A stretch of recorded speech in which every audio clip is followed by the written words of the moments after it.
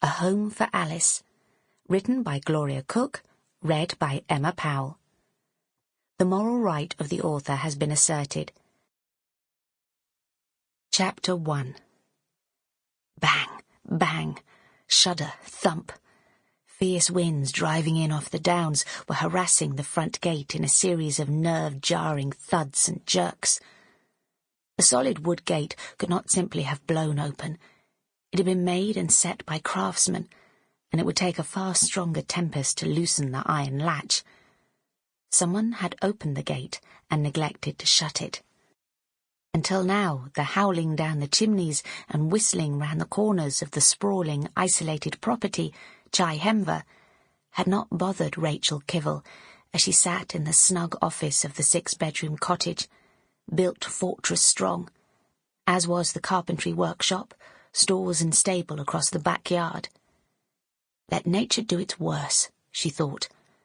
Slates could be replaced, downed posts righted, and the garden she was so proud of was protected by stone walls, trees, willow fences and privet and box hedges. She was eager to finish the business paperwork, to slip up to her room and reread James Lockley's love letters, every one of his loving messages to her, permeated with wonderful promises. To dream about the future they would have together. That was as soon as James, the village doctor, had found a way clear of the one complication that stood in their way. Putting down her pen, tapping her fingers on the knee-hole desk, she waited for the untimely caller to knock. A harsh gust drew the wildly dancing flames in the register grate to leap towards the chimney top, sending back down soot and debris to scatter on the rug. The wood smoke made Rachel cough and stung her eyes. She dashed off a note to send for the chimney sweep, since she oversaw the domestics for her brother Jowan and their cousin Thad, master carpenters and cabinet makers, the owners of the business. The gate slammed against the immovable granite post. Rachel heaved a sigh. Why no summons at the door yet? Whoever was imprudent enough to arrive on business or to call on her in this heathen weather was taking their time. Her impatience vanished as quickly as it had taken a hold. It might be James. He might have dropped his doctor's bag or something, causing the delay. She lived in hope that he might turn up at any moment.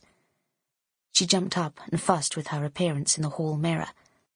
Her lynx-eyed, flushed reflection shone back at her, proof of how James made her feel. Happy and warm, and so excited that sometimes she could hardly breathe. Since falling in love with him, she daydreamed about him all the time. Jowan and Thad teased her laughingly about being so absent-minded. They would be furious if they knew the real reason behind it. At the door she twisted round a silver bracelet on her wrist in anticipation. But there was no knock. It wasn't James. He would never loiter, playing games. The disappointment was crushing. She would never get used to it, but it was something she willingly endured. James could not be easily available to her. He had a busy profession and he had a wife. In times like this, her eyes lost their fierce blueness and her shoulders flopped. She raised her eyes accusingly to the ceiling, where she could hear Dora, the daily general housemaid, making the beds. I suppose I'll have to see to the gate. You certainly don't intend to. When she had hoped it was James, she would have been dismayed to hear Dora coming down, since she was apt to babble and pry. Rachel knew Dora's reasoning. The woman wasn't lazy, but she refused to do anything outside her province, and that included the front garden. Rachel couldn't blame Dora for not wanting to venture outside. She had complained that she'd been blown along every inch of the road from the nearby village of Merion, the copper mining community where she lived. "Air out there's as thick as porridge and as dark as Hades," she declared. "Something sinister lurking in it, if you ask me." "I can well believe it," Rachel muttered, shrugging on her short coat and wrapping a shawl over her head. She took a deep breath and braced herself. Sample complete. Ready to continue?